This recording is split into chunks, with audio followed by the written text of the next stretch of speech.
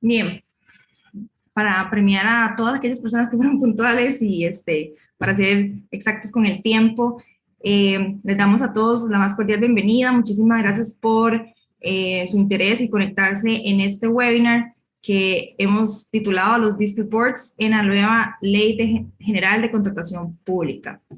El día de hoy, bueno, este webinar ha sido organizado por la Asociación Latinoamericana de Derecho de Construcción. Mi nombre es Silvia Trejo, yo soy la directora ejecutiva de dicha asociación y nos han colaborado institucionalmente tanto la International Chamber of Commerce del capítulo de Costa Rica, así como la Dispute Resolution Board Foundation. El día de hoy nos acompañan excelentes expositores, conocedores del tema, y básicamente lo que vamos a conversar cuando se pensó en organizar este webinar era el despertar aquella interés en la audiencia, en conocer realmente cómo es que se manejan los dispute boards a nivel de contratación administrativa o cómo se resuelven aquellos conflictos entre contratista y la administración cuando suceden. Precisamente el 31 de mayo del presente año se publicó la nueva Ley General de Contratación Pública que reforma de manera integral la actual Ley de Contratación Administrativa que está vigente. Esta ley introduce bastantes novedades, pero realmente pues una de las que más nos interesa o nos ocupa para este evento es la resolución de controversias durante la etapa de ejecución contractual como un mecanismo de solución entre el contratista y la administración, como les estaba diciendo, y específicamente en este caso los dispute boards. En el día de hoy nos acompaña Donaldo Milano, que en este momento tuvo una situación, pues lo llamaron de emergencia para que pudiera vacunarse, entonces Donaldo en cualquier momento se nos va a unir, pero él está para que pueda después atender lo que tenía previsto para este evento. Nos acompaña también el licenciado Cristian Díaz, que él es socio fundador de LPA Legal and Consulting en Costa Rica y es director de la práctica de arbitraje internacional de dicha firma. Don Cristian cuenta con más de 15 años de experiencia profesional especializándose en prácticas como resolución de conflictos, derecho de construcción, inmobiliario y migratorio. Ha sido constantemente nombrado como mediador, ha sido asesor legal de parte en arbitrajes domésticos e internacionales, forma parte de la lista de árbitros en Costa Rica, del SICA, del CCA, del CEFIA y de la CNR del Fede Fútbol. Además, pertenece a la lista de árbitros del CECAP y del CAR y el PUC en Perú. Además, ha sido nombrado también como adjudicador y también ha sido asesor de parte en dispute boards internacionales. Y para el año 2020 fue nombrado como Country Representative por Costa Rica del Dispute Resolution Board Foundation. También nos acompaña don Alberto Fernández. Don Alberto cuenta con amplia experiencia en litigios y arbitraje, tanto nacional como internacional. Es miembro de los principales centros de arbitraje de Costa Rica, del Club Español de Arbitraje y de la ICC Costa Rica también. Don Alberto es abogado corporativo de empresas en actividades agroindustriales, de construcción, comercialización y distribución, y pues en los últimos años ha centrado su práctica específicamente en la resolución alterna de conflictos y también posee amplio conocimiento en temas de dispute board porque está capacitado y en contratos FIDIC, en infraestructura pública, y recientemente en el 2021 ha sido reconocido por Centroamérica por la edición de Who is Who Legal, por su experiencia en resolución de disputas. Así que bien, ya habiendo presentado a nuestros expositores y habiendo hecho una pequeña introducción, la dinámica que vamos a hacer, ellos han planteado ciertas preguntas que parece ser que son de interés para la audiencia, pero sin embargo, yo quisiera decirles a todos ustedes ahorita que están conectados que en la parte donde ven aquí abajo que dice preguntas y respuestas, entonces también van a poder enviar sus preguntas a todos a los expositores. Ya contamos con la presencia de Donaldo Milano, entonces lo voy a presentar. Donaldo es abogado costarricense y es socio fundador de la firma Consultores en Derecho Público.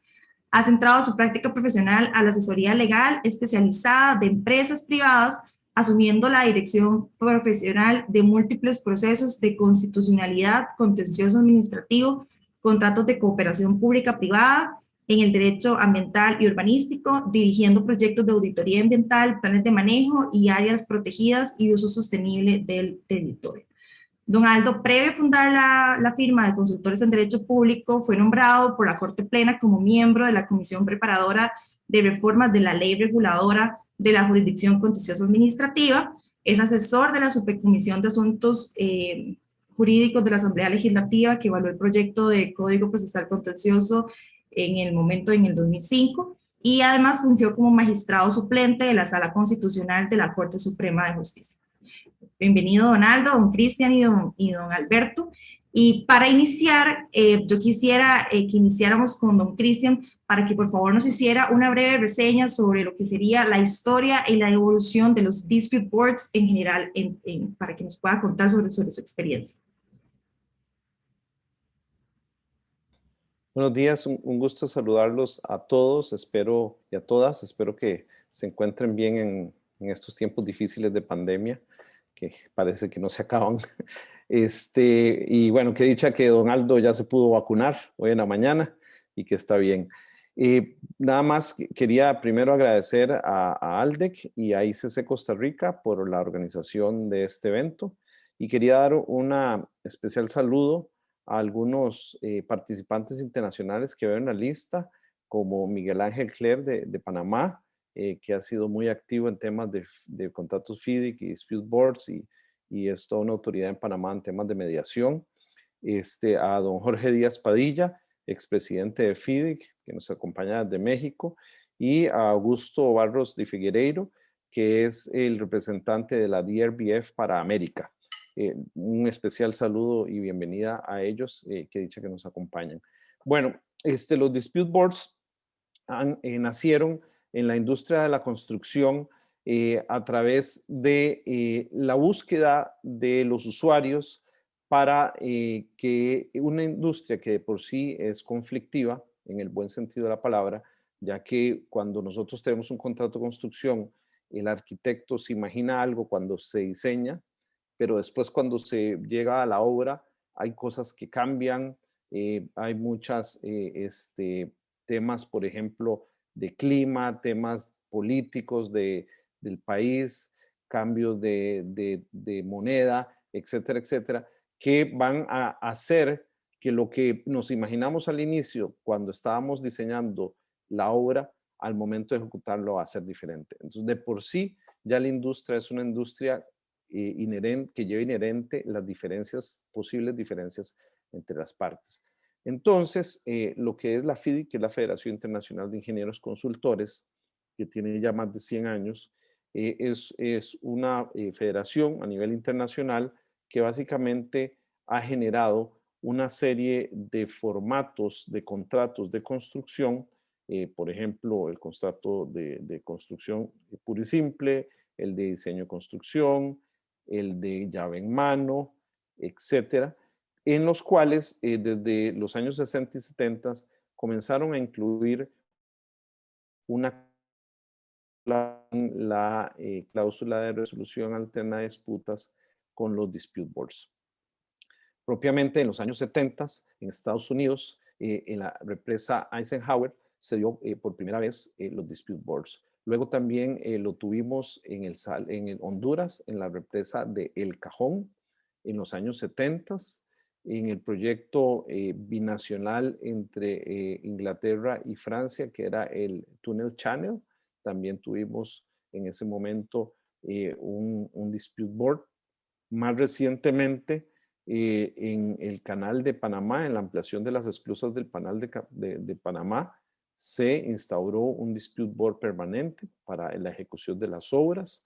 Por ejemplo, en los Juegos Olímpicos de Río y en los Juegos Panamericanos de Lima, todas las construcciones de facilidades que se hicieron para esos juegos, tales como estadios, gimnasios, viviendas, etcétera, tuvieron dentro de sus contratos los dispute boards para que se resolvieran cualquier diferencia en la ejecución de esas obras por medio del dispute board.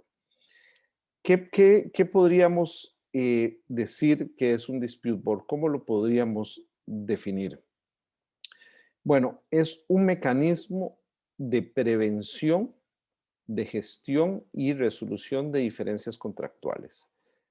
Aquí lo importante es que cambiamos el paradigma de lo que es una disputa en un contrato.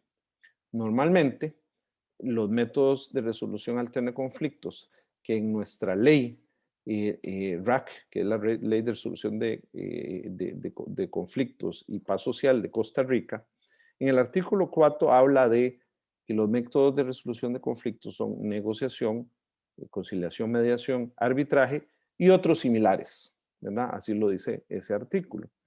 Sin embargo, ¿qué es lo que ha pasado históricamente? Que esos métodos los usamos cuando ya tenemos el conflicto. ¿Y cuál es el cambio de paradigma con los dispute boards? Es que los dispute boards, lo ideal es que comiencen a utilizarse desde el inicio del contrato. Es decir, una de las funciones más importantes y determinantes de los dispute boards es la prevención del conflicto y la gestión de esas diferencias contractuales. ¿Cómo se hace esto? Pues si nosotros nombramos al dispute board desde el inicio de la obra, los miembros del dispute board van a tener un contacto directo con el contrato y con las partes desde su inicio y durante su ejecución y desarrollo. ¿Qué quiere decir esto? Que vamos a tener una mejor forma de prevenir los conflictos y una mejor forma de gestionarnos.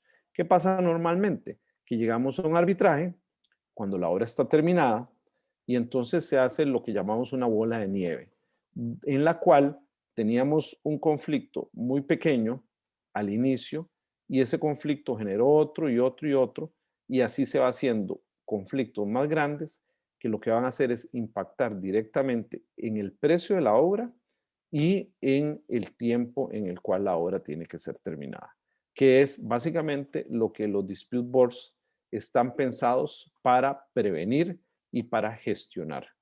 Entonces es muy importante que tengamos esto en cuenta porque, como les decía, al ser un cambio de paradigma tenemos que verlo diferente a lo que es un arbitraje o lo que es inclusive una mediación. Porque cuando tenemos la mediación y el arbitraje, generalmente ya el conflicto ha escalado y va a ser un conflicto mucho mayor y las partes van a estar más antagónicas en ese momento. Es importante entender también que la idea de este mecanismo es que los expertos, miembros de ese dispute board, puedan estar en contacto directo con la obra, es decir, haciendo visitas a la obra y también en contacto directo con las partes para, primero, empaparse de todo lo que es el contrato y todas las vicisitudes y detalles que se van desarrollando en el contrato. Y la segunda es para gestionar cualquier disputa. Entonces, Silvia, esa sería más o menos lo que yo te podría decir de cuál ha sido la historia de los dispute boards a nivel mundial. Muchas gracias, don Cristian. Y ahora, tal vez, porque sé que usted y tanto don Alberto estuvieron muy activos en el proceso del proyecto de ley para que los dispute boards fueran incluidos en la Ley General de Contratación Pública. Y entonces, tal vez si nos pudiera contar cómo se dio este proceso para que este mecanismo fuera incluido en dicha ley y cuáles van a ser los aportes o los principales o qué piensan ustedes que pueden ser los beneficios a futuro. Gracias, Silvia. Efectivamente, este fue un parto no de 9 meses, sino casi que de 9 años. Hace como 8 años, por primera vez, trajimos un consultor internacional al país a que diera lo que son las capacitaciones sobre contratos FIDIC en el Colegio Federado de Ingenieros y Arquitectos. Este señor se llama Pablo Laorden, es español y es una de las personas en ese momento junto con don Jorge Díaz, que nos acompaña el día de hoy, que eran en ese momento los únicos 2 personas a nivel mundial que podían dar ese tipo de capacitación en español. Los trajimos primero a don Pablo, también don Jorge ha venido varias veces a dar capacitaciones, tanto en el Colegio de Ingenieros y de Arquitectos de Costa Rica, como en algunas instituciones tales como la Contraloría, el ICE y el AIA. Entonces, luego, y eso se da en 2 cursos o 2 talleres de 2 días cada uno. Entonces, a través de los años iniciamos con la capacitación de los cursos de los libros FIDIC. Luego, cuando ya teníamos un grupo de personas capacitadas en este tipo de contratos, nos acercamos a la Dispute Resolution Board Foundation, la DRBF, que es la fundación a nivel mundial más grande en relación a temas con Dispute Board, y con ellos dimos 2 capacitaciones, igual 2 talleres o workshops sobre Dispute Boards en Costa Rica, que se dieron también en el Colegio Federado de Ingenieros, y a partir de ahí se sacó la primera lista de miembros de Dispute Board que están inscritos en el Colegio Federado de Ingenieros, que son aproximadamente 25 personas. Luego el año pasado se dio el primer curso en línea, que también estuvo presente don Jorge Díaz, creo que Silvia y don Alberto fueron alumnos de ese curso también, y de esa manera, primero se comenzó por una concientización y una capacitación a los posibles usuarios, tanto del sector público como el sector privado, de lo que es los dispute boards. Aquí el rol del Colegio Federado de Ingenieros y Arquitectos fue preponderante, y también el de la Contraloría General de la República, que fue una de las impulsoras desde el proyecto de ley de que estamos hablando. Luego también nos acercamos en la Asamblea Legislativa a la diputada Zoila Bolio y a su asesor legislativo Alex Brenes, quienes nos ayudaron en poder conversar con varios asesores legislativos de varios diputados para incluir esta figura en la redacción del capítulo de resolución alterna de conflictos. He de comentarles que junto Silvia, Alberto y yo, digamos, preparamos un borrador de, de un capítulo completo, que eran creo que 4 o 5 artículos, y al final quedó solo un artículo. Entonces creemos que hay mucho por mejorar, pero lo importante es que ya en nuestra ley tenemos esa figura. También es importante destacar el apoyo que dio para que esto se generara del BID, del Banco Interamericano de Desarrollo, por medio de don Raúl Lozano. Y también es muy importante que todos ustedes sepan que es una figura que ya se está utilizando en el país previo a que esta ley fuera aprobada. Por ejemplo, en la carretera Liberia-Cañas se utilizó el Dispute Board, y durante la ejecución de la obra, el Dispute Board dio 9 decisiones que las partes acataron voluntariamente y no fueron a arbitraje. También en Cañas Limonal, que se está ejecutando en este momento, hay un Dispute Board actualmente trabajando. En Limonal La Angostura ya está nominado algunos miembros del Dispute Board, que no se ha comenzado a trabajar.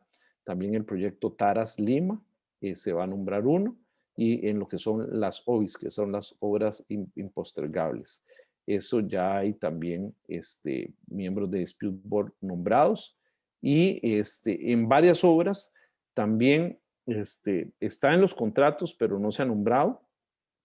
Y muy importante también es que en algún momento en obras financiadas por el Banco Mundial se establecía esta figura hace muchos años. Sin embargo, cuando se hizo la traducción del inglés al español, en vez de traducirlo como miembro de Dispute Board, se trabajó como conciliador. Entonces no pudo llevarse a cabo el desarrollo de la figura con anterioridad.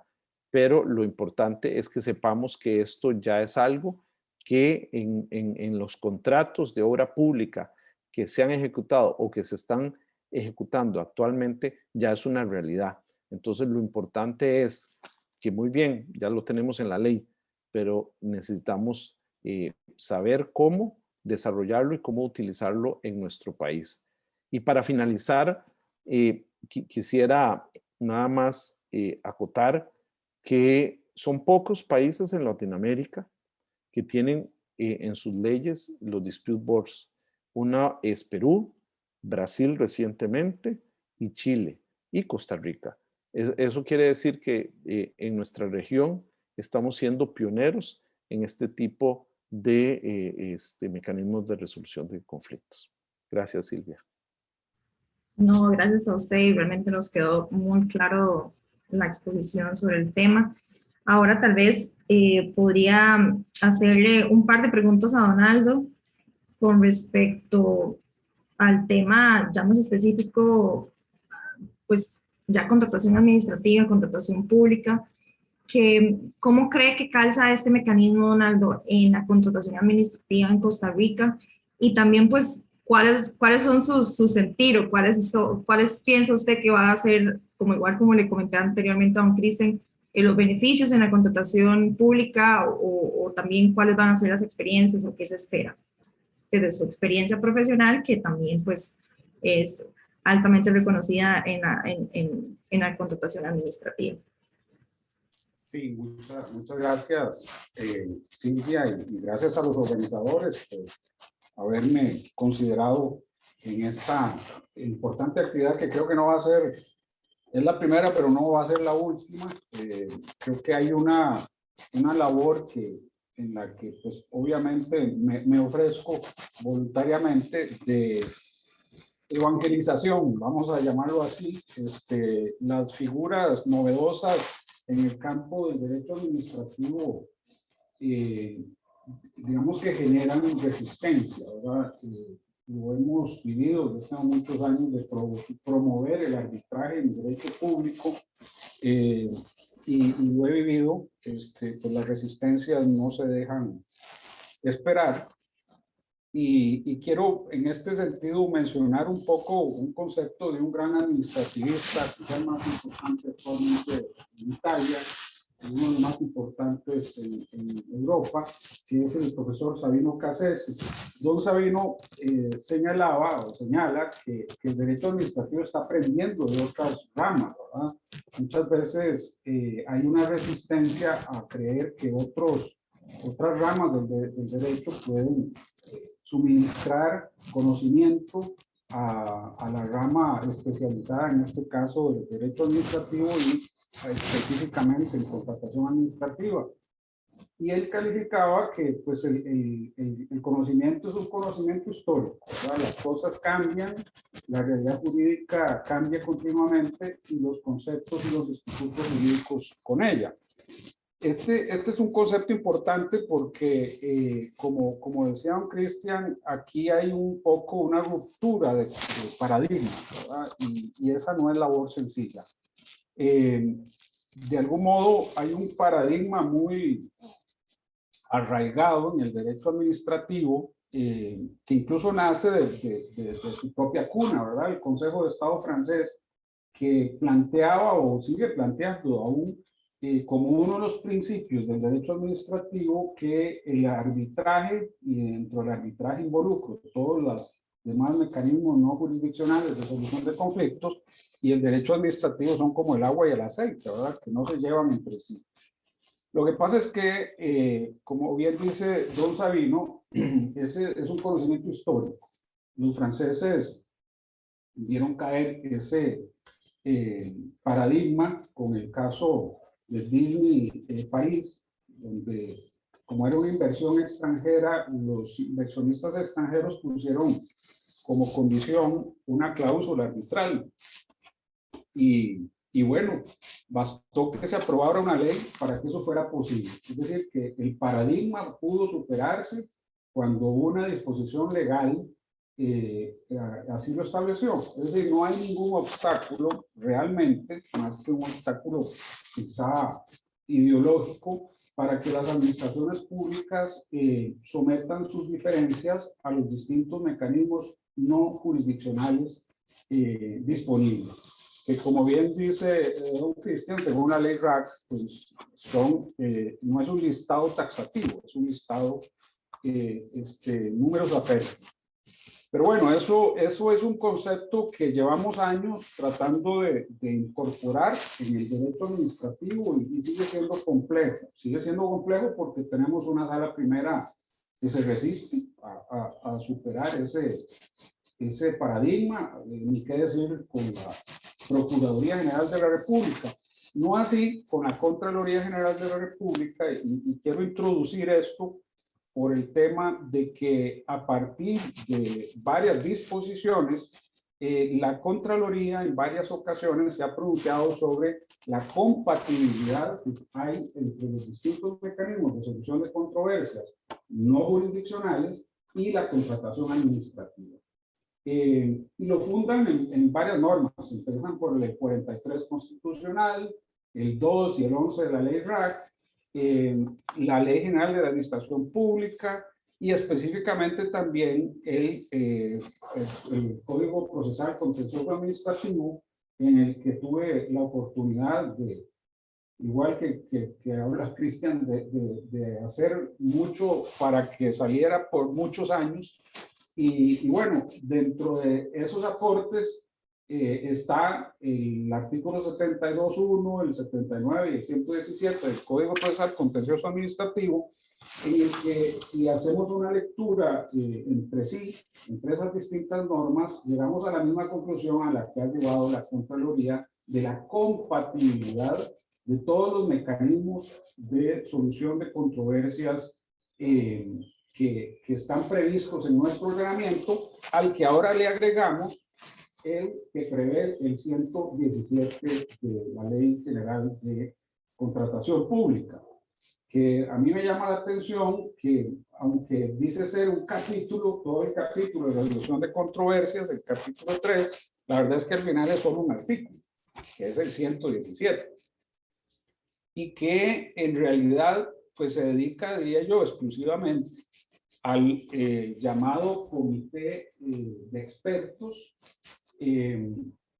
y por ahí menciona, pero más como manera de contexto, el arbitraje. O sea, no habla del arbitraje en sí, lo abandonó a su suerte y vamos a tener que seguirlo considerando como una alternativa a partir de la ley RAC y no de una disposición especial de la ley en materia de contratación administrativa. Pero bueno, estamos hablando no de arbitraje, estamos hablando de los comités de expertos que dispone esa norma. Ahí creo que coincido con don Cristian de que hay que romper paradigmas para que esa figura sea útil, sea utilizada, se le pierda el temor.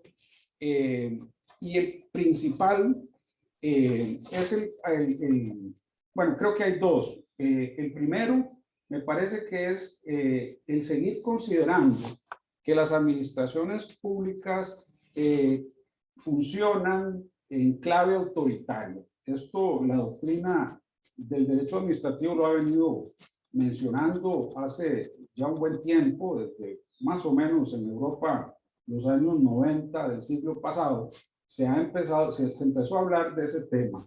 En la administración pública es una construcción desde la Revolución Francesa, pero que también estuvo influenciada por ideas alemanas, específicamente las del quizá el más importante o el primer tratadista de derecho administrativo alemán, que lo planteaba como una figura en clave autoritaria, es decir, que actúa unilateralmente. Hay que acordarse que el acto administrativo típicamente es una actuación unilateral. Entonces, se ha construido la idea de las administraciones públicas en clave autoritaria.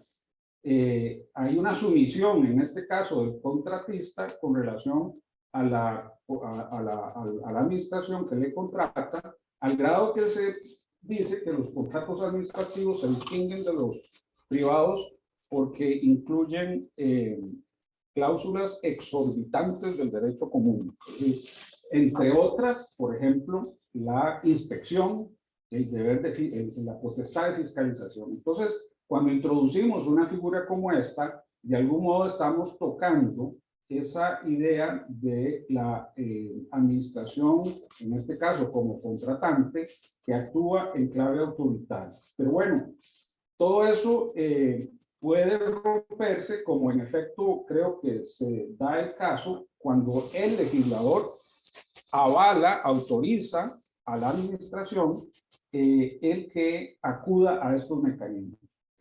Y más que autorizar, y esto es importante, esto es interesante decirlo, como está establecido en el 117, la verdad es que la está obligando también en casos concretos. Me refiero a los casos de obras públicas mayores, que deriven de licitaciones mayores, lo que significa que son para todos los contratos de obra pública superiores en el régimen ordinario a 641.372.200 colones. Nunca he entendido de dónde salió esa cifra, solo le faltaron los centavos, ¿verdad? Es una cifra muy particular. O en el régimen diferenciado, 1.026.195.520 colones. Es decir, en esas obras públicas es obligatorio incorporar el comité técnico. Si es ad hoc o si es colegiado, eso depende de los riesgos, depende del valor de la obra que se definirá. Pero en esas obras es obligatorio que se incorpore desde el cartel y luego el contrato esta figura, ¿verdad? Entonces, por ahí empezamos diciendo que en esa gama de obras públicas no hay elección. Porque esto es importante, porque de lo contrario diría yo que sería un saludo a la bandera, ¿verdad? Igual cuando dice las partes podrán resolver los conflictos mediante arbitraje, podrán, y entonces cuando se da el conflicto dicen no queremos, o a la administración no le interesa. Ahora, esto yo creo que hay que amarrarlo con otro tema que está en la ley, que son los principios de la contratación administrativa, que ahí hay temas novedosos entre comillas, ¿verdad? Novedosos en el sentido de que el listado de principios que tiene la actual ley de contratación se ve modificado, alterado, porque se le adicionan otros y algunos otros desaparecen. En el artículo 8 de la ley se habla del principio de valor por el dinero y lo define el inciso B como que toda contratación debe estar orientada a maximizar el valor de los recursos públicos que se invierten y a promover la actuación bajo el enfoque de gestión por resultados. A mí me parece que esta figura del comité técnico o de expertos, más bien, como lo llama el 117, responde a ese principio. Porque tiene la ventaja que nos decía don Cristian de que, digo yo, de algún modo soluciona los conflictos en tiempo real, como se dice ahora. ¿Por qué en tiempo real? Porque no esperamos a que el conflicto alcance una magnitud tal que haga que se deba suspender la obra para que sea objeto de análisis por terceros imparciales. Que si, por ejemplo, un trabajo eso no adicional, un trabajo que puede significar que ocasiona el desequilibrio económico financiero. Bueno, si eso no lo resolvemos en tiempo real, me llevo los equipos, pongo el candado y la obra no continúa. Entonces no hay un resultado, que en este caso es un resultado, no hay que perderlo de vista, de interés público. Y esto es lo que hace, a mi juicio, que esta figura, una vez que se logren romper los paradigmas, pues pueda ser un mecanismo que responda a ese concepto del principio de valor por el dinero, que es un principio, repito, incardinado en la propia ley. Y el otro es el principio de eficacia y eficiencia, que no es novedoso, ese sí estaba, pero que hay que recordar, dice que según el inciso E, el uso de los fondos y bienes públicos y la conducta de todos los sujetos que intervienen en la actividad de compras públicas deben responder al cumplimiento de los fines, las metas y objetivos y satisfacción del interés público. Obviamente, el que una bola de nieve se nos vaya haciendo tan grande que nos pasa por encima al contratante y contratista, lo que al final de cuentas ocasiona es que hayan tres perdedores: contratante, contratista e interés público. si hay un mecanismo no adversarial, y con esta otra idea cierro esta intervención, que permita que no se suspenda la obra, que se resuelva en tiempo real la disputa de si es o no una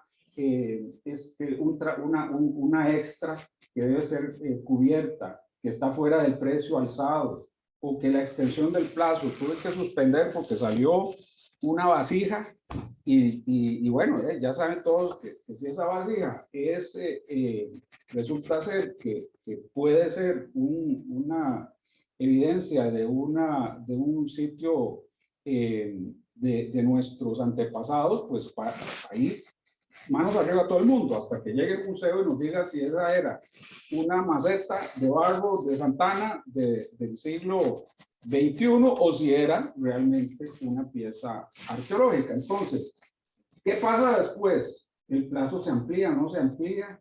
Esa decisión, si no se toma en el momento, pues hay que suspender, porque el contratista no va a perder siguiendo adelante con esa interrogante. Y el arbitraje, o peor aún, la vía contenciosa, que si es adversarial, no nos va a servir para resolver lo que queremos, que es satisfacer el interés público. Ahí vamos a perder todos, empezando por nosotros los contribuyentes. Entonces, ¿cómo se puede articular esto en la contratación administrativa? Rompiendo paradigmas. Para empezar, las administraciones tienen que cambiar su forma de actuar y entender que no deben actuar necesariamente en clave autoritaria, que no es el único mecanismo para satisfacer el interés público. Y por otro lado, también los contratistas, porque de algún modo a veces se entiende que el mecanismo adversarial es mejor alternativa porque quizás se me indemnice por los daños y perjuicios, pido la resolución contractual, pero bueno, no, aquí lo que nos interesa básicamente es satisfacer el interés público y yo encuentro en este instituto en el que habrá que empezar por educar a los actores, pues contribuye a que el interés público logre ser satisfecho y no se vean interrumpidas las obras para que luego haya que contratar otra empresa con un sobreprecio, esperar no sé cuántos meses, sino años, mientras se resuelve la disputa, a ver qué significa esto para el interés público y para el contratista. No que a mí me parece que la idea del instituto es una buena idea, es un buen instrumento.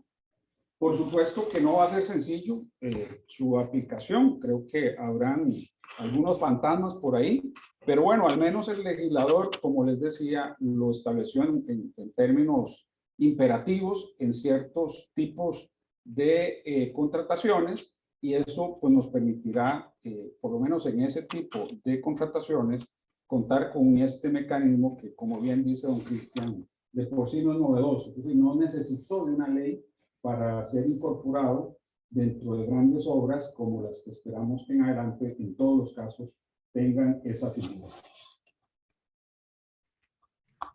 Muchas gracias, Donaldo. Creo que don Cristian quería agregar un poco a lo que usted, a su intervención. Adelante. Sí, rapidito. Efectivamente, Donaldo da en el clavo y es el dinero lo que mueve al mundo, ¿no? Yo quisiera dar un par de estadísticas a nivel mundial. Una es, por ejemplo, en la Florida, los que tienen la dicha de viajar a la Florida, ven que siempre están construyéndose carreteras y carreteras y carreteras. Pues en la Florida hay una estadística que dice que desde que comenzaron a utilizarse los dispute boards en esos contratos, los contratos se terminan más cerca del tiempo y más cerca del presupuesto. Esa es la primera estadística que quisiera dar. Y la segunda estadística, bueno, son tres.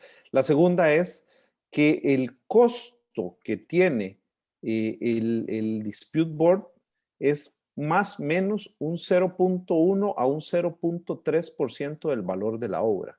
Si eso nosotros lo comparamos con lo que es ir a un centro arbitral, pagar el centro arbitral, pagar los honorarios de los árbitros, y pagar a los abogados de las partes es una diferencia del cielo a la tierra. Y la última estadística que quisiera darles es que más o menos el 85 a 90% de decisiones de dispute board que van a arbitraje, el árbitro dice que el dispute board tenía la razón, por así decirlo, o sea, las confirma. Esas son estadísticas a nivel global muy importantes que tenemos que tener en cuenta la figura, que van en relación a lo que acaba de decir don Aldo del tema económico de la administración pública. Eso era, gracias. Muchas gracias. No sé si don Aldo quiere agregar algo adicional o...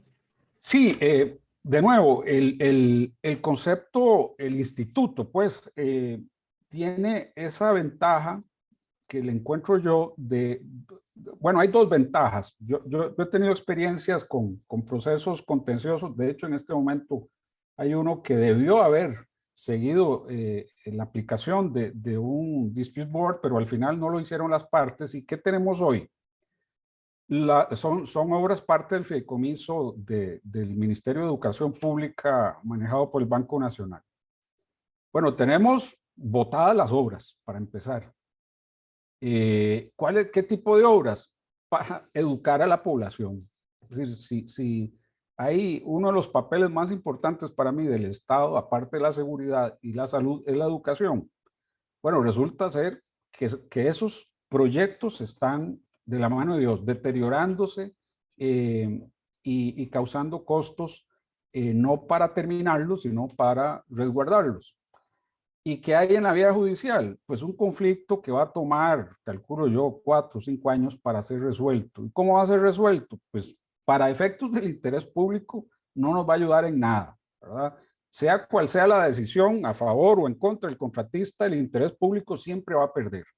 ¿Por qué? Porque pues mientras se terminan las obras, habrá que hacer una nueva contratación, habrá que asumir los sobrecostos que esto significa, el costo adicional de la vigilancia, de las pérdidas, del deterioro, etcétera. Es decir, el interés público siempre va a perder.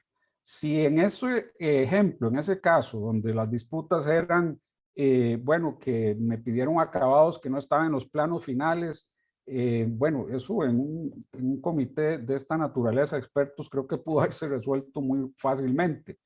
Y que, bueno, se tuvo que paralizar las obras mucho tiempo porque resulta que el suelo no era como me habían dicho. De nuevo, eso es otro tema básicamente técnico que pudo haber sido resuelto mediante un criterio de un órgano como estos que están previstos en el 117 de la ley.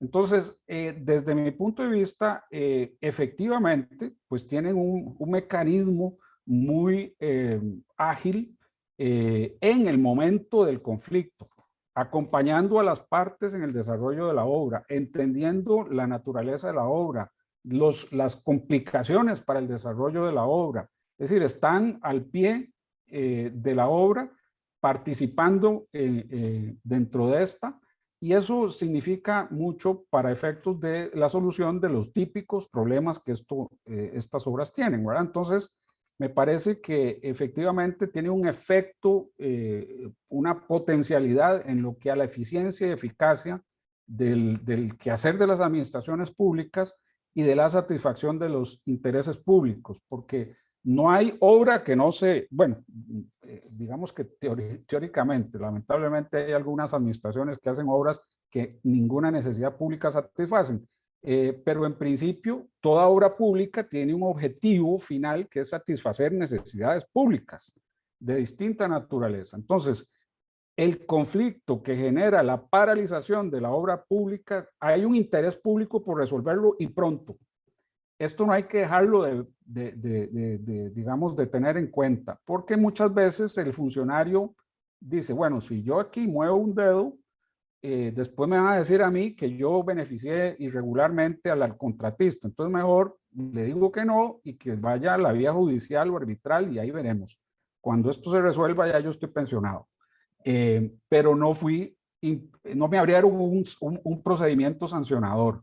Entonces también en ese sentido estos órganos de algún modo permiten quitarle de encima muchas veces a los funcionarios esa responsabilidad que no quieren asumir y generar un insumo técnico para resolver disputas que, como les digo, al final de cuentas lo que hacen es retardar la satisfacción de la necesidad pública que genera ese contrato. De modo que no va a ser sencillo, pues no, nunca ha sido fácil nada que signifique una innovación, pero creo que el camino que ya se ha ido andando, que menciona don Cristian, pues va a servir para eso, y sobre todo el que el legislador haya hecho que sea imperativo para cierto tipo de contratos la incorporación de estas figuras que, pues como bien dice Cristian, tampoco es que son novedosas.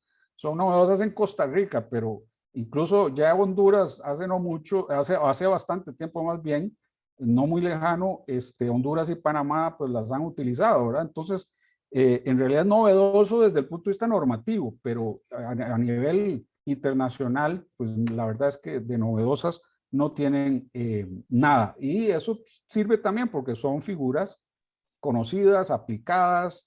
Ahí la ICC tiene su reglamento, que por cierto es bastante detallado.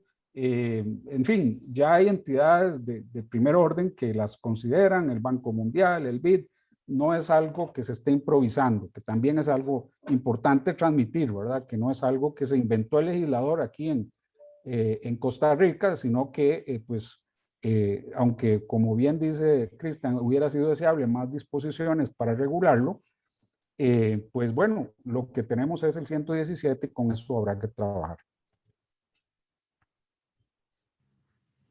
Muchas gracias, Donaldo. Ahora quisiera continuar con don Alberto, pues para hacerle las preguntas ya un poquito más puntuales acerca de específicamente de este artículo 117 y qué opina don Alberto, qué es lo que nos falta, ¿verdad? Si usted considera que es necesario reglamentar este artículo 117 de la nueva ley y si nos puede comentar un poco al respecto. Gracias, Silvia. Bueno, primeramente agradecer a la Asociación Latinoamericana de Derecho de Construcción, ALDEC, y a la ICC Costa Rica por la invitación a este evento. Es un gusto compartir el panel virtual con Cristian, con Aldo y con Silvia, con quienes conformamos un equipo de trabajo allá al inicio de la pandemia, y fue mi primer Zoom allá en marzo del 2020, suena como hace un siglo, pero mi primer Zoom fue con los asesores legislativos en marzo del 2020 para explicarles las bondades de los dispute board, que bueno, tuvimos la oportunidad y nos dieron el chance de oírnos.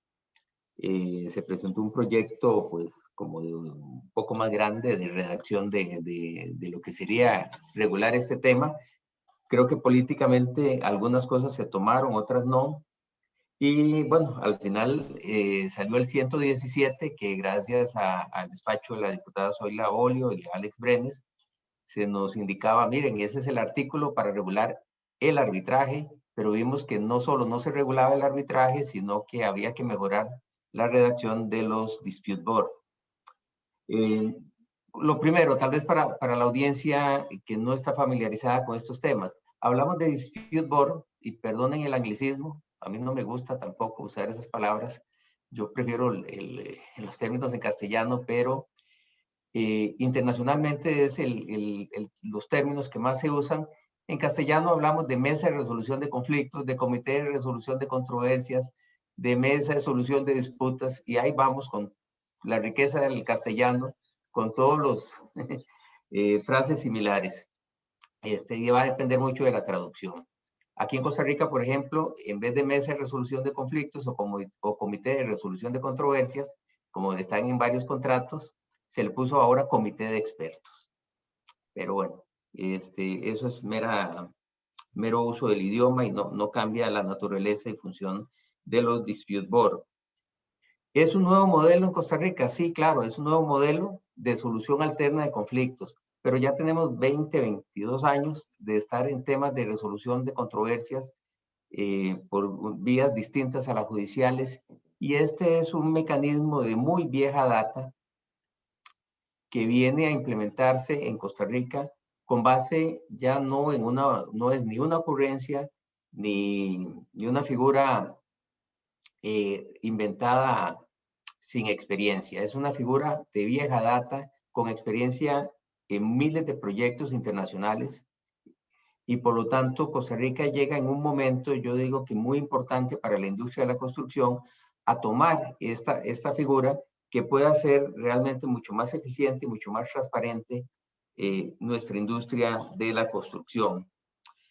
¿Por qué? Porque el interés, como lo decía Aldo, es el interés público. Y lo traduzco en algo simple. El interés es la obra. Lo que interesa es que la obra se realice en tiempo, plazo y calidad. Y esa es la misión del Dispute Board. Los miembros del comité de expertos, los miembros del Dispute Board, tienen que velar porque la obra se realice en tiempo, plazo y calidad.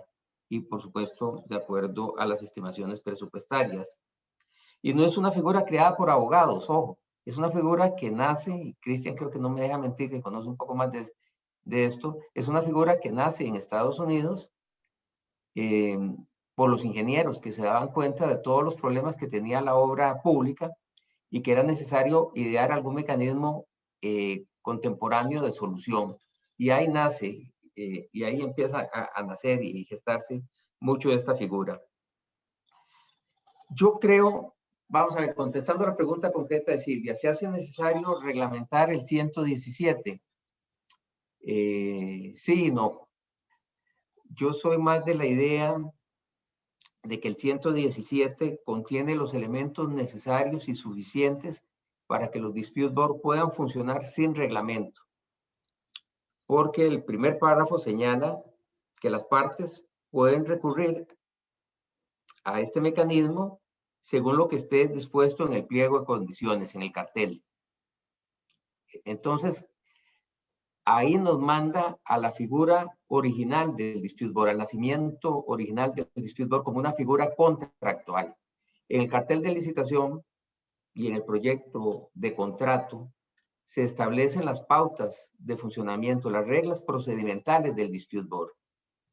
Pero, es decir, y esto tampoco es algo novedoso.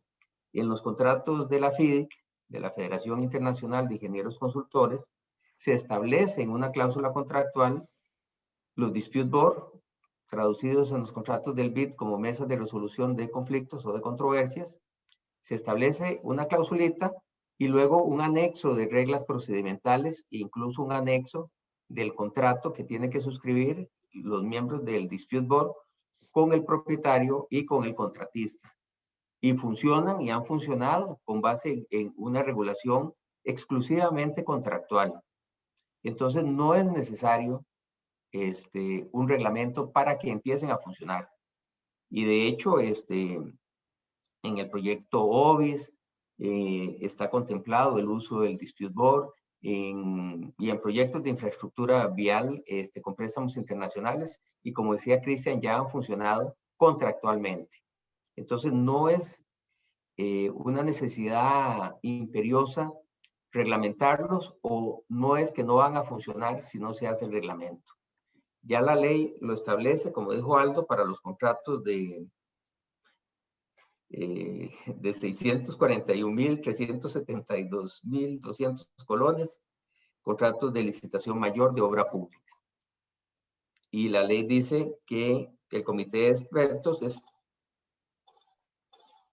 será previsto preceptivamente en los pliegos de condiciones de licitaciones mayores de obra pública y deberá ser parte del contrato respectivo, es decir, deberá ser, es imperativo.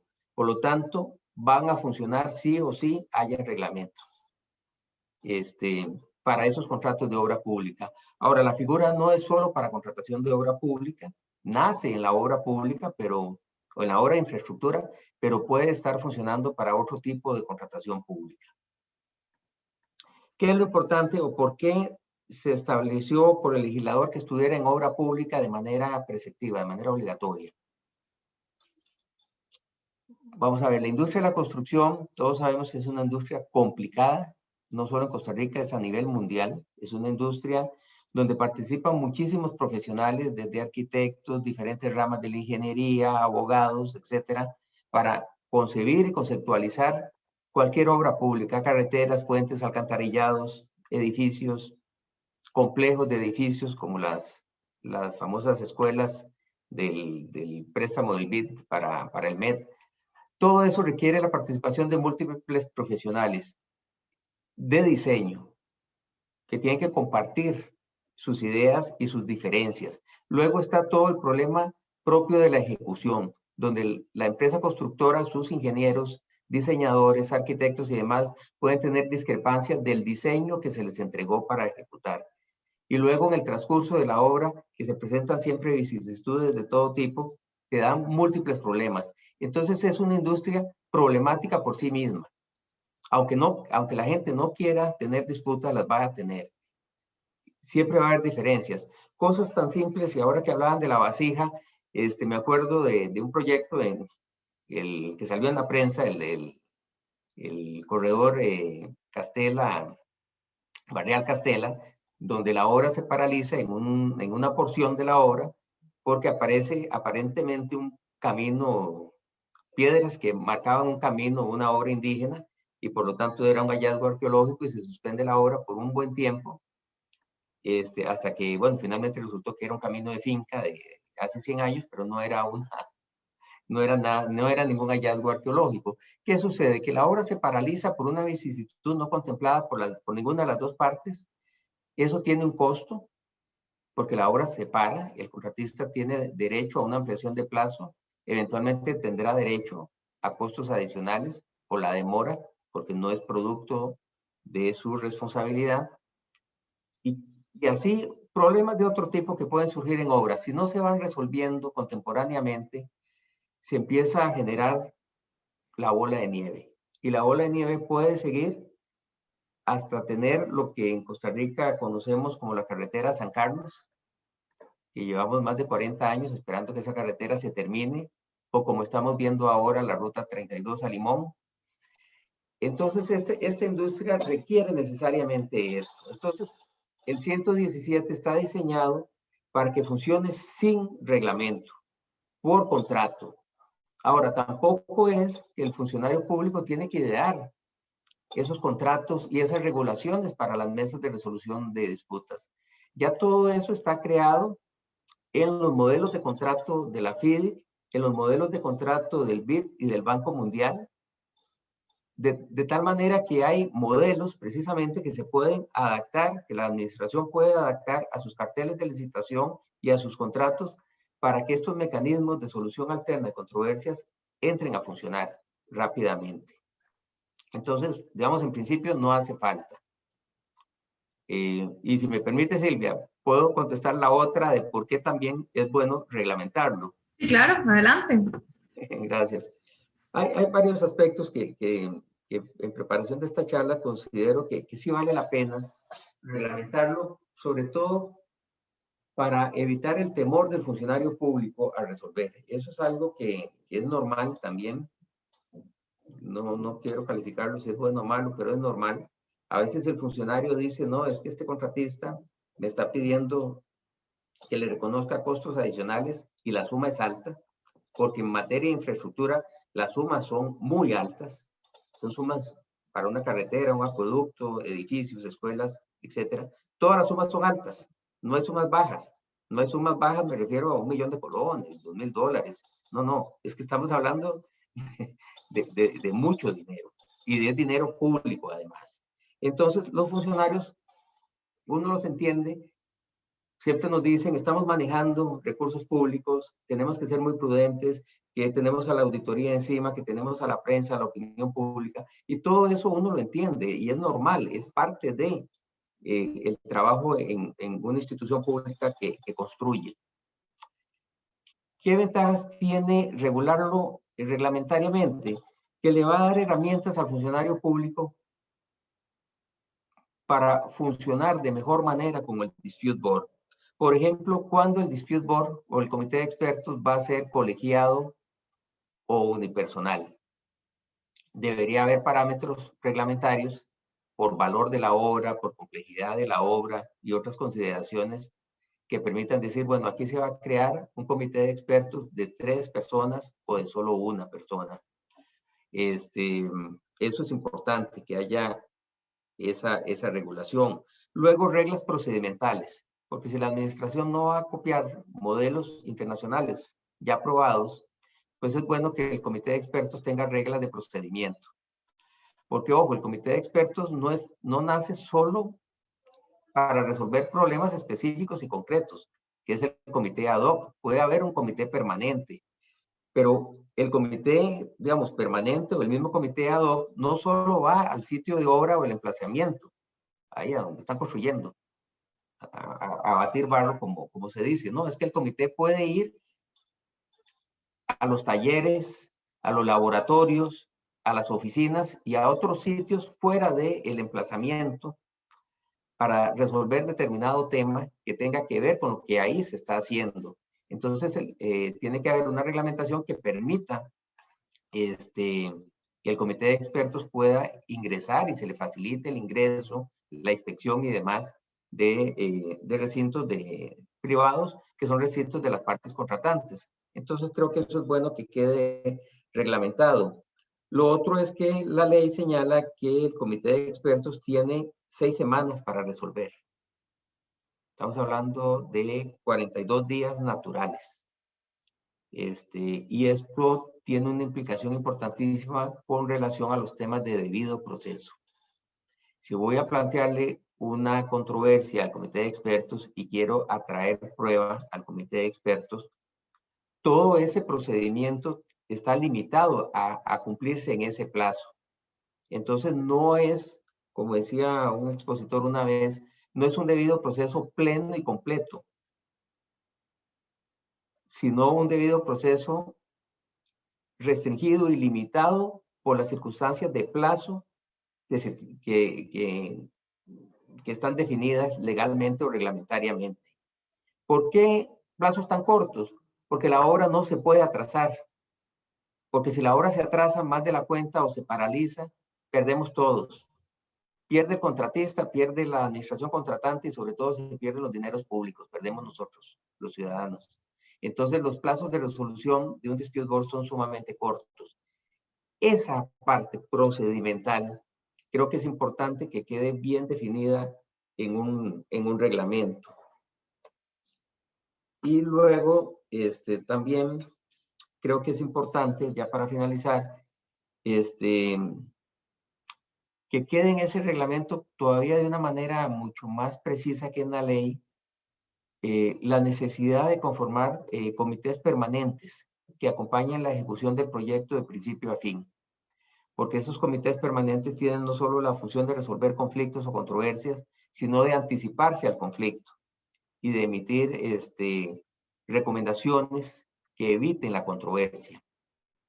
Por la naturaleza misma de su conformación, son expertos en obra pública o en construcción o en infraestructura y por lo tanto saben dónde surgen los problemas, pueden prever en una matriz de riesgos cuáles son los posibles problemas que existan y estar al pendiente y aconsejar y resolver. Y nada más un minuto, les quito un minuto. En un caso de un cliente que estaba construyendo una carpeta asfáltica de un aeropuerto, se dio una situación muy curiosa técnica curiosa.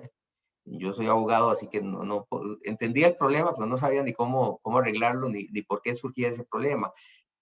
Al colocar la carpeta asfáltica en unos pequeños pedazos de la obra, se presentaban fisuras, pequeñas fisuras, del tamaño de una moneda de 25 centavos de Costa Rica, una cosa sumamente pequeña, pero que era una no conformidad y que había que resolver. Y los ingenieros a cargo le preguntaban al experto del contratista, mire, ¿cómo lo soluciono? Porque tengo 4 alternativas, pero dígame, ¿cuál prefiere usted? Y el experto decía, mire, yo no estoy contratado para decirle a usted cómo hacerlo, solo para señalar el problema. Y nos quedábamos tanto la gente de la contraparte, digamos, y nosotros diciendo, pero aquí, ¿por qué no viene un experto y nos dice de esas 4 alternativas? Porque todos estaban de acuerdo en que eran 4 alternativas, ¿cuál era la mejor o la más conveniente? Bueno, un dispute board resuelve eso sin ni siquiera el conflicto, simplemente con dar un consejo y evita la controversia y evita la demora en la obra, y eso es lo importante. En construcción hay que correr, y entre más rápido, menos costo. Eso sería, Silvia, por ahora. Muchas gracias, don Alberto. Creo que don Cristian tiene la mano alzada y también quiere agregar algo a su exposición. Adelante, don Cristian. Sí, rápidamente, de los reglamentos. Es interesante que también se sepa que, por ejemplo, en el Centro de Solución de Conflictos del Colegio Federado de Ingenieros y Arquitectos, creo que desde hace ya unos 6 años, en el reglamento está un capítulo, en el reglamento de resolución alterna de conflictos, hay un capítulo sobre dispute boards. O sea, ya desde antes de que esta ley todavía comenzara a gestarse. Y en ese reglamento, también para hacer referencia a lo que dice Alberto, se indica, creo que en el último artículo, que las partes pueden aplicar el reglamento de ICC de Dispute Board, que esté vigente a ese momento. Y yo ahorita acabo de ser nombrado en un Dispute Board en Perú, como miembro del Dispute Board, y en el contrato de tripartita entre las partes y los miembros de Dispute Board, hace la misma referencia y dice que el procedimiento del Dispute Board se va a regir por el reglamento de ICC. Entonces, eso nada más quería como agregar a lo que nos dijo Alberto, porque eventualmente ya contractualmente puede establecerse todo. No necesitamos eventualmente llevar un reglamento. Y de hecho, si nosotros vamos a los libros FIDIC, ahí lo dice todo ya. Entonces, bueno, eso era lo que quería comentar. Sí, también, Donaldo, si usted quiere agregar, adelante, por favor. Sí, yo creo que ahí hay que buscar un balance, ¿verdad? No regular mucho, pero tampoco muy poco. Sobre todo porque tenemos un instituto novedoso que genera amenaza para algunos. Hay temas que el frondoso 117 no regula y que para efectos incluso didácticos me parece oportuno que sí sean regulados. Coincido con Cristian de que no se trata de descubrir el agua tibia, ¿verdad? Me parece que acudir a fuentes como el reglamento ICC resuelve temas de procedimiento.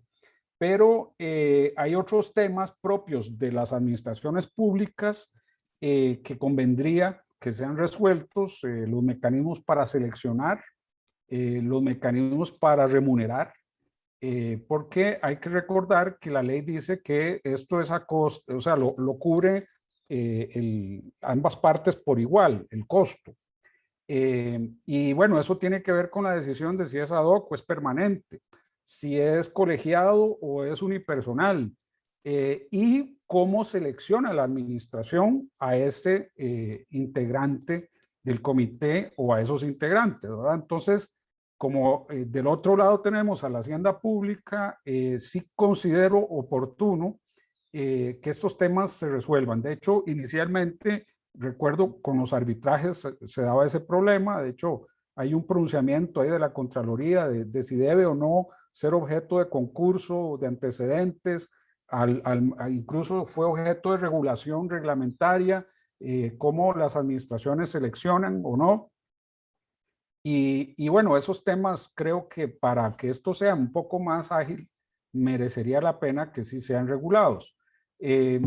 No creo que sea necesario entrar a regular otros asuntos, pero por ejemplo sí decir que se podrá hacer de aplicación reglamentos tipo ICC, por decirles algo, o eventualmente que centros de conciliación tengan sus propias reglamentaciones. Por ahí vi uno en Perú que tiene su propia reglamentación y resuelve temas de cuál es la integración, bueno, que si abogados o ingenieros nada más, o arquitectos, temas de esa naturaleza, que a mí me parece que por asuntos de tipo digamos, didáctico es importante. Y hay otro tema que sí cubre el reglamento ICC, que es si es vinculante o no la decisión, si es puramente una recomendación no vinculante para las partes.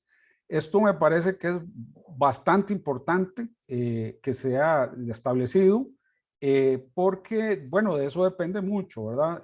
Aunque la norma dice que es posible que sea cuestionado en la vía contenciosa o arbitral, cuando existe un convenio arbitral, pues creo que esa distinción que sí se hace en el reglamento ICC de cuando el dispute board es vinculante o es una recomendación, o incluso la figura esta que tienen que es híbrida, es mixta, son las dos cosas, pueden ser las dos cosas.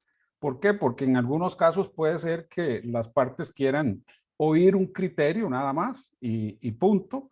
En otras quieren que sea el comité el que establezca una decisión, ya no una recomendación, sino una decisión vinculante. Y ese tipo de cosas que bien que mal están resueltas en otros medios, lo cierto es que en el nuestro son, digamos, territorio desconocido. Que eso significa que debas decir expresamente el reglamento, cuál es el procedimiento y demás, pues no creo que sea necesario. Creo que se puede, una norma más bien diciendo que podrán acudir a reglamentaciones de organismos internacionales, en fin, o si quieren descubrir el agua tibia, pues también pueden incluso ponerse a redactar, que lo he visto hasta en arbitrajes, ¿verdad? Hay cláusulas arbitrales que uno dice, pero esta gente se puso a redactar una nueva ley de arbitraje, ¿para qué hacen eso?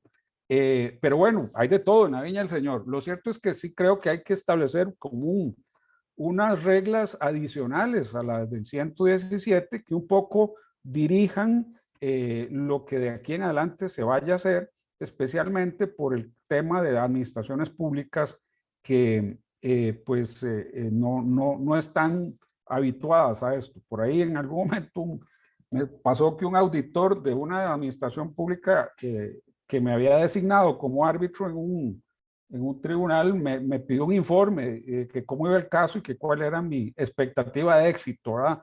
Y yo árbitro. O sea, eso es una evidencia de que estas cosas pueden llegar a pasar para una figura todavía más novedosa en nuestro medio como este comité técnico. De modo que hay que buscar ahí un punto medio, ni mucho ni poco, para que el instituto funcione adecuadamente.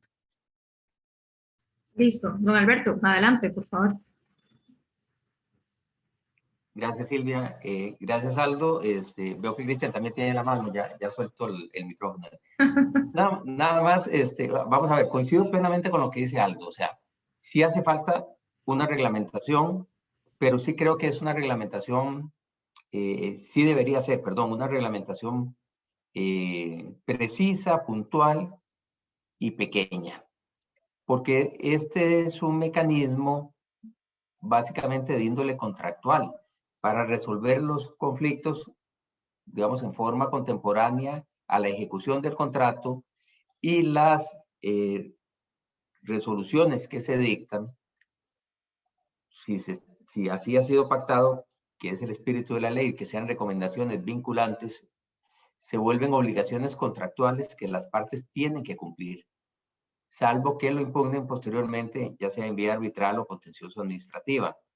Entonces, lo que quisiera ahora llamar la atención es en lo siguiente, y que tengamos claro, digamos, que hay que reglamentarlo, pero para aquellas voces que dicen que no va a funcionar porque no hay reglamento, sí quiero hacer ver lo siguiente. El 117, por aquello que los que no lo hayan visto, son 9 párrafos, entonces sí es una mega norma. Pero, digamos, las partes conforme a las reglas previstas en esta disposición, con el pliego de condiciones, podrán resolver sus controversias. No dice si en forma escalonada, que era la propuesta, o no. Nada más pueden resolverlo. El comité de expertos será previsto preceptivamente en los pliegos de condiciones de licitaciones mayores. Por lo tanto, ahí va a estar. Gracias, Silvia. Estoy en el tercer párrafo. El comité de expertos será previsto preceptivamente en los pliegos de condiciones de licitaciones mayores de obra pública y deberá ser parte del contrato respectivo. Ahora, la escogencia de si es colegiado o unipersonal se le deja a la administración, según sean los mayores riesgos, así como la inversión y el valor público de la obra. Se le está dejando la potestad a la administración, que es la que sabe qué obra quiere hacer, cuál es el monto de la inversión pública y debería tener claro los riesgos. Si ese proyecto es mejor que tenga un comité de unipersonal o colegiado. Luego en el párrafo 1, 2, 3, 4, en el párrafo 5, dice, en el caso del comité de expertos permanente, este funcionará durante toda la vigencia del contrato y hasta su finalización definitiva. Entonces, ya está creado por ley, va a funcionar en obra pública por ley, es preceptivo, y va a funcionar durante toda la vida del proyecto. Lo que es cierto es que no dice de una manera, digamos, así tajante, clara, que las recomendaciones, perdón, que las resoluciones del comité de expertos son de acatamiento obligatorio. Lo deja entrever ahí en el párrafo 8. donde, por cierto, que es el único párrafo donde se menciona arbitraje en toda la ley. Ahí quedó. Fue lo único que se pudo hacer por el arbitraje en esa ley. Pero dice, la decisión que emite el comité debe ser motivada, siempre es así, y cuando una de las partes no esté conforme, podrá plantear el diferendo a una jurisdicción arbitral o contencioso administrativa, con lo cual se interpreta, pero ya aquí entramos en el mundo de los abogados, podemos interpretar de muchas maneras que esa decisión es obligatoria. Yo lo leo en términos de que es una decisión obligatoria contractualmente, porque ese es el espíritu y el sentido de los comités de expertos o de los dispute board. Y ahí, precisamente, coincido con Aldo, ¿puede funcionar sin reglamento? Sí, puede funcionar sin reglamento, pero muy precariamente. Entonces sí es necesario un reglamento para todos esos aspectos, nombramiento, el pago, procedimiento, y otras valoraciones que se pueden hacer de la figura. Yo lo que invitaría a las personas que les toque reglamentar esto, porque hemos tratado de saber quiénes son y no hemos tenido tampoco acceso a cuál ministerio y cuál comité se va a encargar de esto, es que no inventen el agua caliente que ya se inventó hace mucho. Todo esto está regulado, hay disposiciones internacionales probadas, que es lo importante, como las de la ICC y como los modelos de la FIDIC, y ahí está, digamos, la expertise del derecho de construcción comparado internacional que nos puede servir de mucho. La experiencia peruana, por ejemplo, también es muy importante en este campo y se puede traer todo ese material, todo ese conocimiento para una mejor reglamentación. Pero no ocupamos que el 117, que si bien es una norma muy larga, se convierta después en un libro como un reglamento. Tiene que ser algo puntual y preciso. Con mira siempre a que lo importante es la obra y concluir la obra en plazo y calidad y presupuesto, de manera rápida.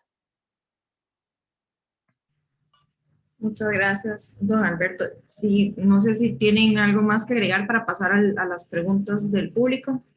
Yo sí, y quiero, si me permiten, responder la pregunta de Giovanni. Hola, Giovanni, gusto saludarte. Pero, Giovanni nos pregunta y nos dice que el artículo, efectivamente, como lo estaba diciendo Alberto, no dice si es obligatorio. En el proyecto que nosotros habíamos redactado, venía de esa manera. Básicamente lo que decía era que era obligatorio si las partes no lo llevaban a arbitraje o a la vía contenciosa, tal y como lo dice los libros FIDIC y como lo dicen todos los reglamentos que hay al respecto sobre la materia. Como dice Alberto también, ese párrafo 8 se puede interpretar de esa manera, pero aquí yo lo que quería comentar al respecto es que este artículo, que es la famosa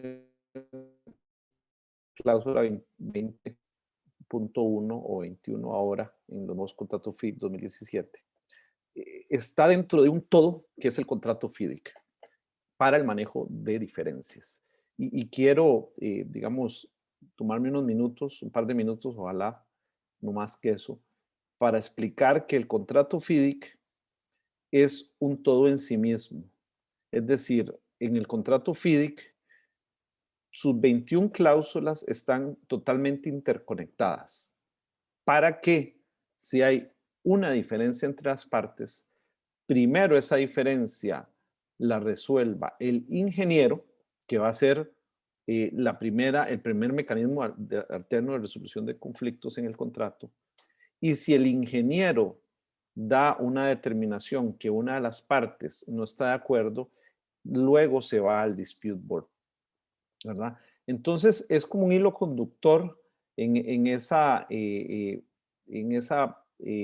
resolución al tener conflictos, que va una cosa con la otra. No es que de repente digo yo, bueno, venga el dispute board y resuélvame, sino que lleva todo un proceso. Y ese es un proceso que, por ejemplo, el ingeniero puede darme una determinación, perdón, y ahí ya puedo salvar la mitad del conflicto, por así decirlo. Y las partes lo tienen que ejecutar, porque aquí priva el principio a nivel internacional de pague ahora y reclame después. Es decir, la determinación del ingeniero, si por ejemplo yo en los 28 días que tengo para notificar mi desconformidad no lo hago, es obligatoria ya. Igual con la decisión del dispute board. Entonces, está dentro de todo un engranaje contractual que está pensado para que la obra avance independientemente de las diferencias de las partes. Entonces, quería dar un poco ese contexto. Gracias, Giovanni, por la pregunta. Me parece muy atinada. Efectivamente, ahí pudo haber tenido una mejor redacción. Nosotros propusimos algo con una mejor redacción, pero bueno, esto fue lo que salió y me parece que pues, se puede trabajar con ello. Ahora bien, como lo dice en el artículo primero, perdón, el párrafo primero que nos manda al pliego de condiciones, en las condiciones generales y en las condiciones especiales va a estar dicho, porque va a estar el contrato FIDIC que se está usando los organismos internacionales como el BID o el Banco Mundial para financiar estas obras. Entonces va a estar ahí. Entonces eso era lo que quería comentar sobre lo que dijo Alberto y sobre la pregunta de Giovanni. Gracias. Muchas gracias, don Cristian. Hay una pregunta adicional de Julia Rivera. No sé, tal vez don Alberto si me la quiere contestar o cualquiera de ustedes, los demás expositores. Que ella específicamente dice que si en los comités de disputas, ¿cuál es la conformación ideal? Si abogados, ingenieros, ambos, y ya que durante la construcción de la obra existirán controversias técnicas y contractuales. Eso es un tema bastante, creo que, controversial y tal vez usted nos puede ahondar al respecto. Claro, sí, sin perjuicio de la intervención de Cristian y Aldo, y gracias a Julia por la pregunta. Ese es un tema de no acabar, que se discute muchísimo. Los comités de expertos pueden y deberían ser conformados por ingenieros y abogados. ¿Por qué? Porque hay abogados expertos en derecho de construcción que conocen bien los contratos, las reglas, las obligaciones y demás, y que conocen también hasta de aspectos técnicos por su experiencia y capacitación. Pero lógicamente un ingeniero tiene el conocimiento técnico y la expertise también de conocer la obra. ¿Por qué se conforman cuando son colegiados de ingenieros y abogados? Porque siempre va a haber un aspecto contractual. Si ya hablamos de derecho de la construcción, y como me decían algunos ingenieros, ¿cómo? Ya se nos metieron en nuestro campo. Sí, ya los abogados nos metimos en la ingeniería, porque son contratos. Siempre hay regulaciones contractuales, obligaciones, derechos, procedimientos contractuales que se deben cumplir y que se deben respetar.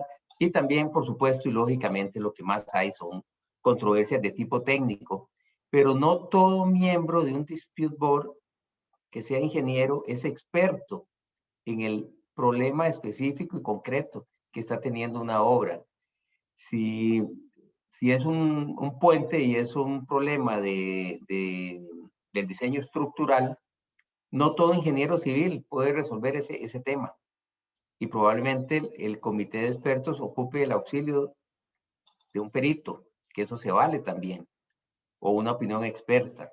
Entonces, la conformación es más que todo de personas profesionales en ingeniería, en arquitectura, en derecho, o incluso en aspectos financieros, en casos de concesión de obra pública, que puedan entender y comprender de qué se trata todo el conjunto contractual, el objeto contractual, el interés público que se quiere edificar con ese contrato, que se quiere lograr. Y entonces los comités, digámoslo así, mixtos, ingenieros, abogados, arquitectos, abogados, se han vuelto, digamos, parte de la industria, parte de la práctica internacional. Cristian o Aldo. Don Cristian. Sí. Coincido totalmente con Alberto, solo agregaría que ya sea ingeniero o que sea abogado o arquitecto, tienen que tener desde mi punto de vista capacitación en resolución alterna de conflictos y tienen que tener cierto tipo de habilidades blandas que le ayuden a generar confianza con las partes, para que esa confianza que las partes le tengan a los miembros del Dispute Board, luego cuando ese miembro o miembros le dan una recomendación o emite una decisión, vaya a ser cumplida por la confianza que le van a tener tanto técnica como profesional a los miembros del Dispute Board. Nada más agregaría eso. Muchas gracias. Donaldo, ¿usted desea agregar algo? Bueno, no, sobre ese tema, efectivamente coincido en que es importante esa, digamos, conformación multidisciplinaria, porque de algún modo, y es una idea que quizá quisiera también exponer, el papel que tiene ese comité es un papel, diría yo, que al final significa un filtro de controversias. Es decir, ojalá ninguna llegue a otro nivel, como podría ser el arbitraje o eventualmente la vía judicial. Pero el papel de esa figura, de ese instituto, es evitar que se llegue a ese nivel y efectivamente, pues digamos, consideración de la variable jurídica y la variable técnica, evidentemente, pues permite una decisión correcta. Para algunos conflictos será necesario tener la capacidad de leer planos para establecer si en los planos aprobados hay o no una obra prevista que dice una parte que no lo está y otra dice que sí lo está. Bueno, eso, por lo menos en mi caso, yo no soy capaz de hacerlo. Pero bueno, una vez que se determina, por decirles algo, no, mire, no está en el plano, pero sí están las especificaciones del Ministerio de Educación Pública para centros, y usted en esta cláusula dice que aunque no esté en el plano, si está en una especificación, corresponde hacerlo sin asumir un costo adicional, la administración, pues eso también tiene que ver. Y el otro tema es que, bueno, son administraciones públicas, ¿verdad? Entonces hay una serie de disposiciones que vale la pena sean consideradas desde una perspectiva jurídica para que la administración tenga también la confianza de que está, digamos, obligándose a algo que desde el punto de vista jurídico le corresponde hacer. Y en eso, pues obviamente, el papel de interpretación de las disposiciones cartelarias, del contrato que se haya eventualmente suscrito y eventualmente la remisión a un reglamento tipo ICC, en fin, todo esto pues tiene una consideración de tipo jurídico que debe ser o acompañar, quizá no es lo principal, lo primordial, pero sí es importante que acompañe la evaluación desde el punto de vista técnico. Perfecto, muchas gracias.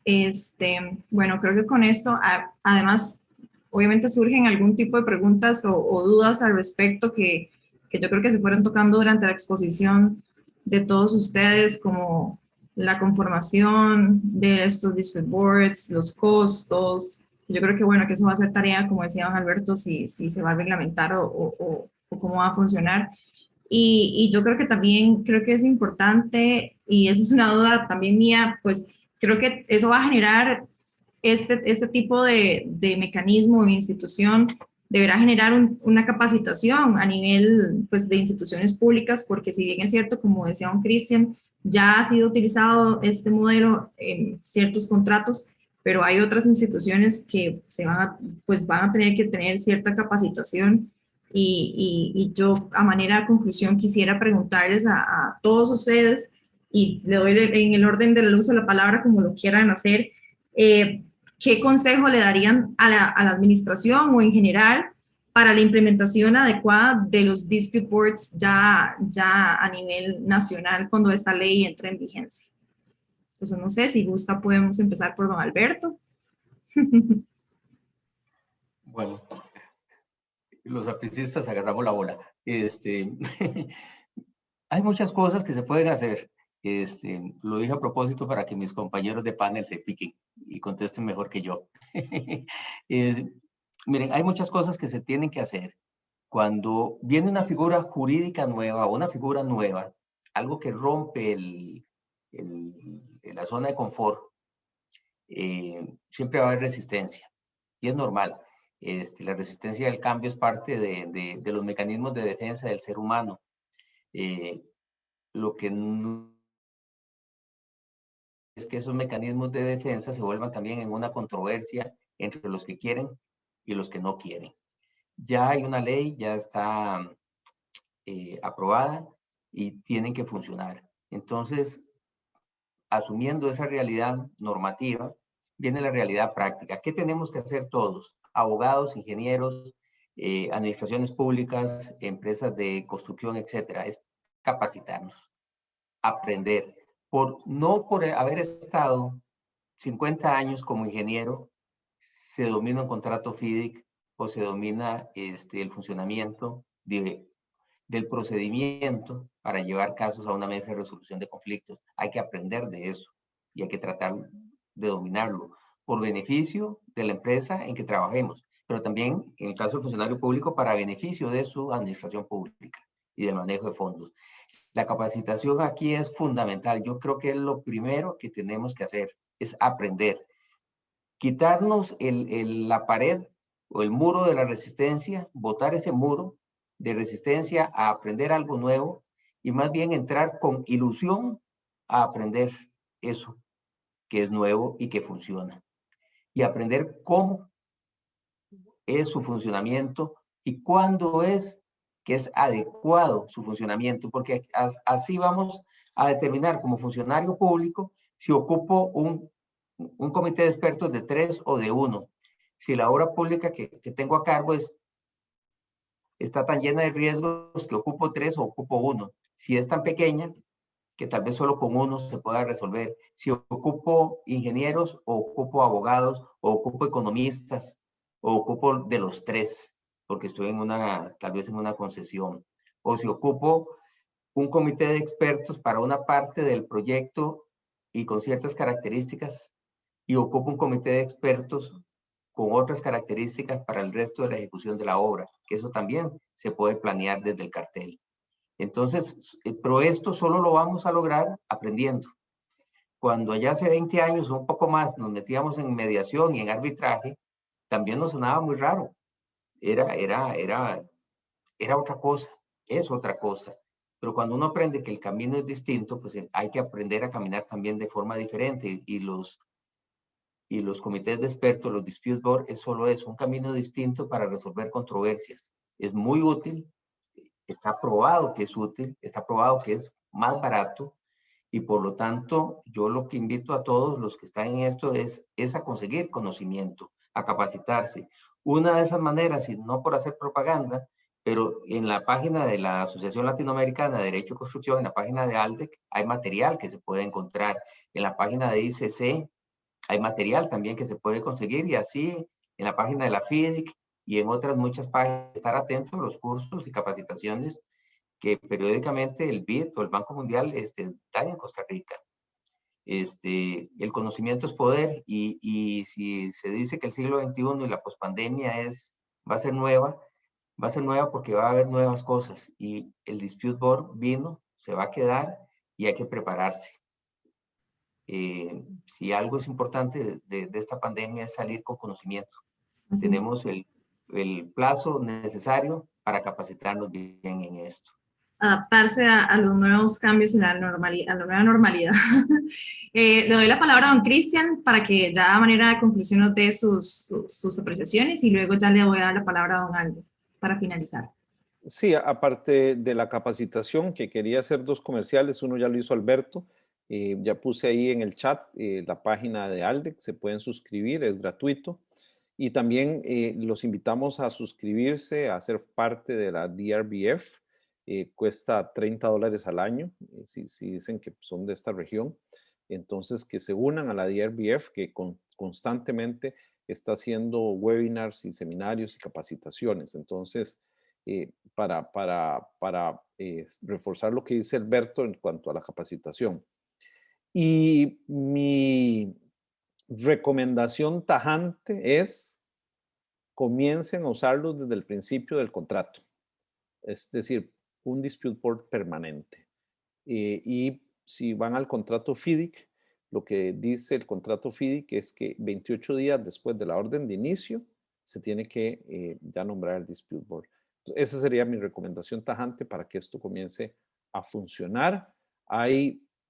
Estimo que ya unas 30 a 40 personas capacitadas en Costa Rica para ser miembros de Dispute Board. Hay una lista en el Colegio Federal de Ingenieros, en un contrato, por cierto, de estos que les mencioné anteriormente, y aprovechando que aquí está doña Laura Fernández dentro de la audiencia, están poniendo como ente nominador a la Cámara de Comercio de Costa Rica. Entonces ya es algo que está, y lo ideal es que comience a usarse desde el inicio, desde la orden de inicio, comience el Dispute Board permanente para ayudar mejor a la obra. Gracias. Bueno, perdón, nada más le voy a pedir a Silvia ahora que nos proyecte un evento de la DRBF que va a ser ahora a finales de mes. Gracias. Y ahora vamos a proyectar los anuncios, los misceláneos. Donaldo, usted si quiere, por favor, darnos sus apreciaciones finales. Sí, bueno, yo tengo ya muchos años de convivir con administraciones públicas, y lo he hecho desde con distintos sombreros, como asesor de administraciones públicas, como árbitro, como abogado asesor de contratistas. Y bueno, yo podría avisorar que por un buen rato probablemente solo vamos a tener estos comités en los contratos donde es imperativo por ley que los tengamos. Y digo esto porque pues las administraciones carecen de mecanismos de capacitación adecuados para que estas cosas se comprendan en sus verdaderos alcances. Por otro lado, están llenas de temores. Esta es una coyuntura muy particular en la que estamos esta semana, que van a hacerlos crecer. El arbitraje o la conciliación se han visto como fuente de corrupción por razones ideológicas probablemente, de modo que los temores van a acechar al instituto. Igual que lo he hecho con el arbitraje, siempre he pensado que lejos de tenerles temor, hay que ver en esto una oportunidad para que las obras salgan en el mejor plazo posible y al mejor precio posible. Pero esto no es sencillo, es decir, las administraciones requieren en este sentido romper esquemas. Si en los contratos que se mencionan se han incluido estas figuras, es básicamente por la influencia de los organismos financieros, no por iniciativa de las administraciones públicas. Lo que va a suceder con esta ley, con esta disposición, es que aún no siendo contratos al amparo de estos organismos financieros, cuando estén dentro del rango de contratos de obra pública establecidos por la ley, sea para un modelo o para el otro, porque en esto también hay que recordarlo, la ley distingue dos modelos de contratación y voy a buscar las cifras porque difícilmente las voy a retener. Lo que se llama el régimen ordinario de obra pública y el régimen diferenciado de obra pública. Entonces, en esos modelos, cuando se requiere una licitación mayor, es imperativo que se incluya dentro del cartel y luego el contrato este instrumento. Y entonces uno se va a preguntar, bueno, ¿y en el resto? Bueno, no está prohibido, es una facultad que tiene la administración. Ojalá la ejerzan. Y en el resto, cuando me refiero al resto, es en el resto de contratos de obra pública que no están dentro de ese rango, porque no son pocos, son la mayoría. Vean que en el régimen diferenciado es para contratos de más de 1.000 millones y en el ordinario para contratos de más de 641 millones. Es decir, o al menos esa cifra, no son la mayoría.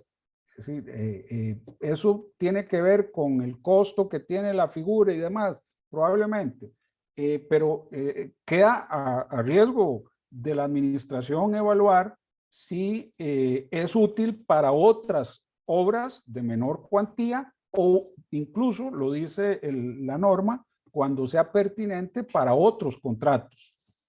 Esto yo avisoro que va a avanzar lentamente. Hay una obligación de hacerlo para cierto rango y esa experiencia quizá vaya haciendo perder el temor que se pueda tener por figuras que, repito, y esto es importante transmitirlo, no son nuevas, no son improvisadas, no es que nuestro legislador en encuesta de moras se puso muy creativo y se le ocurrió hacer esto, no, lo está tropicalizando, quizá no lo mejor posible, pudo haber sido mejor su performance, pero bueno, de esa casa de los sustos, más bien han salido peores cosas y en este caso hicieron menos daño que en otros, con figuras que son importadas del derecho comparado. Entonces, la experiencia FIDIC, la experiencia ICC, la experiencia Banco Mundial, la experiencia del BID, todas esas experiencias nos dicen que es una figura eficiente, eficaz, pero bueno, eso hay que transmitírselo a las administraciones y el conocimiento a nivel de administraciones públicas escasea. No porque no quieran muchas veces sus funcionarios formarse, sino porque simplemente no hay mecanismos para hacerlo. Entonces, actividades como estas habrá que multiplicarlas y por eso hablaba de la evangelización que hay que hacer con este instrumento. Y bueno, yo me ofrezco como parte de ese equipo evangelizador para transmitir estas experiencias y creo que la labor que viene pues es la más importante. Es decir, haber conseguido que esto esté en una ley está muy bien, pero vamos a ver que no es suficiente, que el trabajo que don Cristian tiene ya varios años de venir haciendo apenas está empezando. El Colegio Federado de Ingenieros y Arquitectos, los centros de conciliación y arbitraje tienen una labor importante que hacer y de nuevo pues creo que estas actividades más bien deben multiplicarse para que a nivel de las administraciones que uno pueda avisorar que van a ser las más usuarias de estas figuras, pues tengan el conocimiento necesario para perderle el temor que todo cambio inicialmente genera. Así que muchas gracias a los organizadores y de nuevo quedo disponible para cualquier otra actividad que como les digo, me parece que van a ser muy necesarias de aquí en adelante. No, muchísimas gracias a usted, don Aldo, también. Y bueno, en nombre de la Asociación Latinoamericana de Derecho de Construcción, no queda más que agradecer a ustedes como expositores. También es importante, pues, agradecerle a ICC y a la DRBF que nos dieron su apoyo con este webinar. Yo me quiero tomar unos breves minutos o segundos, tal vez, si me da, primero, pues, para para explicarles un poco acerca de lo que es la Asociación Latinoamericana de Derecho y Construcción, que es una asociación que ha venido impulsando lo que es la educación y cultura y demás sobre los temas de derecho y construcción. Pueden, por favor, unirse a nuestra asociación. Estamos trabajando muy duro para poder llevar todo el conocimiento como este tipo, a partir de este tipo de webinars o entre los mismos asociados, todos los temas que son relevantes para el derecho de construcción para Latinoamérica. Y bueno, y ya gracias, también tenemos asociados que están fuera de Latinoamérica, que están en Europa y en Asia. Entonces sí se ha extendido bastante la difusión de nuestra asociación. Pueden visitar la página web, aquí la están viendo, que es aldec-la.org. Pueden ser parte de la asociación, es un formulario sencillo que tienen que llenar y no tiene ningún costo la afiliación. Además, queremos como hacerles unos anuncios de los próximos eventos. Como decía don Cristian, viene para este próximo 30 de junio al 2 de julio del 2021 el evento insignia de la DRBF, que es la 20ª conferencia internacional anual, que será tanto, bueno, en línea y en persona, para los que tengan el placer y puedan viajar a Lisboa, Portugal, pero bueno, los demás podemos llevarla en línea. Es un evento realmente enriquecedor y como también les mencionaba don Cristian, todos se pueden unir a esta organización que tiene un costo relativamente bajo y trae múltiples beneficios. Entonces así que les invitamos para que puedan también visitar. Creo que ahorita les voy a dejar aquí el link para que ustedes puedan visitar directamente la página y puedan accesar al formulario de registro de este evento. Y además contarles que, bueno, tenemos también otro evento para la otra semana, creo, sería el viernes 25 de junio, que vamos a hablar un poco, pues a un año de la pandemia, como decían al principio, que pensábamos que ya este año íbamos a estar un poco más flojitos con el tema de las restricciones y demás. Queremos comentar con diferentes expositores, expertos en la materia en derecho de construcción, cuáles han sido los retos principales que se han manejado en este año o qué es lo que viene, y también que nos cuenten un poco cómo ha sido la administración y gestión de los contratos durante esta pandemia. Este evento lo vamos a publicar en nuestras redes sociales, así que les pido que estén atentos en Facebook y LinkedIn. También tenemos en YouTube este webinar, también fue grabado, entonces lo compartiremos en unas pocas 48 horas aproximadamente en nuestro YouTube para que ustedes lo puedan repasar. Si tienen alguna duda o consulta, nos pueden escribir a nuestro correo electrónico o ya sea también por las redes sociales, y nosotros con gusto se la transmitiremos a los expositores. Y nada más agradecerles a todos por su tiempo, agradecerles a los expositores que fueron de mucho provecho sus aportaciones, y nos vemos en los próximos eventos. Muchísimas gracias y que tengan buen día. Gracias, buen día. Gracias a todos. Hasta luego. Hasta luego.